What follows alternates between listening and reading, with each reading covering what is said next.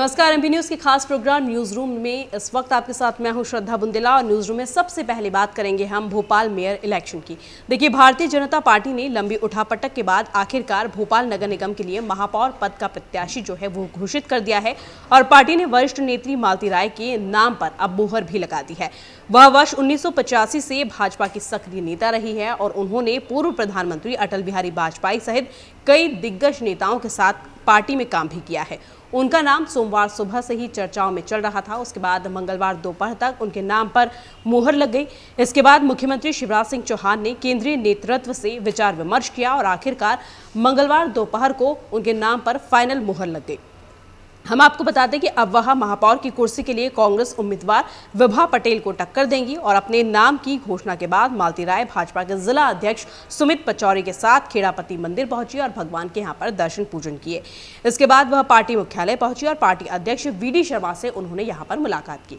मालती राय का क्या कुछ कार्यकाल पहले रहा है उसकी जानकारी हम आपको दे देते हैं। देखिए, पूर्व शासकीय अधिवक्ता, अपर लोक अभियोजक, भाजपा की 1985 से सक्रिय कार्यकर्ता मालती राय रही है। उसके बाद जिला महामंत्री, पिछड़ा वर्ग से 1999 में भाजपा के नगर निगम चुनाव की प्रबल दावेदार भी मालती राय मानी गई थी। कार्यकारिणी सदस्य 2004 से 2009 तक नगर निगम में पार्षद एवं जोन अध्यक्ष भी मालती राय रही है। उसके बाद 2013 से लगातार नरेला विधानसभा प्रभारी, सांसद प्रतिनिधि और सभी चुनावों में सक्रिय भूमिका का निर्वहन भी मालती राय ने किया है। हालांकि पार्टी ने उन पर भरोसा तो जता दिया है, लेकिन रिजल्ट के बाद ही पता चल पाएगा कि ये जो भरोसा उन्होंने जताया है वो सही था या फिर गलत। चलिए खबरों में आगे बढ़ते हैं और बात करते हैं यहाँ पर बुरहानपुर की। यहाँ पर भी लंबी खींचतान के बाद मंगलवार दोपहर भाजपा ने महापौर प्रत्याशी की घोषणा कर दी और भाजपा ने पूर्व महापौर माधुरी पटेल को अपना उम्मीदवार घोषित किया है। वे पाटीदार गुजराती समाज से ताल्लुक रखती हैं और पिछड़ा वर्ग में आती हैं। उन्होंने बीए तक की शिक्षा ग्रहण की है और सबसे खास बात यह है कि उन्हें 4 भाषाओं का ज्ञान है। माधुरी पटेल को हिंदी, इंग्लिश, गुजराती और मराठी भाषाओं का बहुत अच्छा ज्ञान है। उनके खिलाफ हम आपको बता दें कि कोई भी आपराधिक प्रकरण फिलहाल तक नहीं दर्ज है।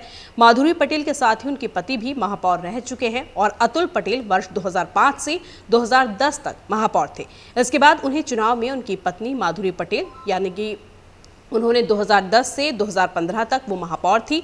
उनके कार्यकाल में भी शनिवारा से लालबाग स्टेशन के मुख्य मार्ग को व्यवस्थित बनाने की पहल की थी और इसके अलावा शहर विकास के कई कामों की उन्होंने शुरुआत की थी। हालांकि जैसे ही इनका नाम सामने आया वैसे ही उनके घर के बाहर आतिशबाजी शुरू हो गई थी और कई कार्यकर्ता बड़ी संख्या में उनके घर पर पहुंच चुके थे। चलिए खबरों में आगे बढ़ते हैं और यहाँ पर बात करते हैं पंचायत चुनाव की। देखिए, पंचायत चुनाव में वोट डालने के लिए मतदाता की पहचान के लिए कुछ दस्तावेज ज़रूरी किए गए हैं। इसमें से कोई भी एक दस्तावेज होने पर मतदाता जो है वो वोट डाल सकता है। मतदाता की पहचान स्थापित करने के लिए चुनाव आयोग ने 22 तरह के दस्तावेज तय किए हैं। इंदौर में जिला निर्वाचन कार्यालय ने मतदाताओं के लिए इस संबंध में सार्वजनिक सूचना भी जारी कर दी है। पहचान के लिए प्रस्तुत 22 दस्तावेजों में से भारत निर्वाचन आयोग द्वारा प्रदाय किए गए मतदाता पहचान पत्र, भू अधिकार एवं ऋण पुस्तिका, काम के बदले अनाज योजना के तहत जारी किया गया पीला राशन कार्ड, गरीबी रेखा के नीचे हितग्राहियों के लिए जारी किया गया नीला राशन कार्ड, बैंक, किसान, डाकघर की पासबुक और शस्त्र लाइसेंस को भी यहां पर शामिल किया गया है। इसके साथ ही संपत्ति दस्तावेज जैसे कि पट्टा, रजिस्ट्री आदि, विकलांगता का प्रमाण पत्र, निराश्रित प्रमाण पत्र, तेंदुपत्ता संग्राहक पहचान पत्र, सहकारी समिति का अंश प्रमाण पत्र, किसान credit card, passport, driving licence, आयकर पहचान पत्र, पैन कार्ड को भी इसमें शामिल किया गया है। ऐसा कोई डॉक्यूमेंट जो आपकी पहचान को प्रदर्शित करता है, दर्शाता है, ऐसा पहचान पत्र आप लेकर जाएं तो आप वोट डाल सकते हैं। चलिए खबरों में आगे बढ़ते हैं और हम यहाँ बात करते हैं इंदौर आरटीओ की। इंदौर क्षेत्रीय परिवहन कार्यालय में गुरुवार को ट्रायल अब फिर से शुरू होने वाले हैं और लोगों को बहुत ज़्यादा परेशानी हो रही थी और इसी बात को देखते हुए यह निर्णय लिया गया है। हम आपको बता दें कि गुरुवार को लाइसेंस शाखा प्रभारी आरटीओ प्रदेश यादव और लिपिक अंकित चिंतामण नंदानगर स्थित आईटीआई में भारी वाहनों के लाइसेंस के ट्रायल लेने जाते हैं और इस कारण नायता मुंडला स्थित आरटीओ कार्यालय में सामान्य वाहनों के ट्रायल नहीं हो पाते थे। बीते कई माह से यह समस्या सामने आ रही थी। लोग गुरुवार को पक्के लाइसेंस के ट्रायल देने के लिए आरटीओ पहुंचते हैं और वहां जाकर पता चलता है कि आज ट्रायल नहीं है। इस वजह से लोगों को कई परेशानियों का सामना करना पड़ता था। पहले ही हफ्ते में 2 दिन कार्यालय में अवकाश होता था, उस पर भी गुरुवार को ट्रायल नहीं होने से सप्ताह में केवल 4 दिन ही बाकी रह जाते थे।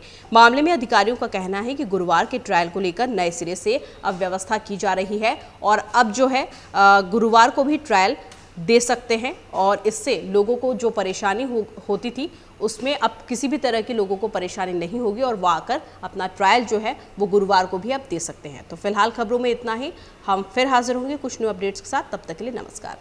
एमपी की नब्ज, एमपी का हाल, मध्य प्रदेश की हर खबर एमपी न्यूज टीवी के साथ। लगातार खबरों के लिए सब्सक्राइब करें हमारा YouTube channel MP news TV. Latest updates के लिए बेल आइकन दबाना जरा भी न भूलें।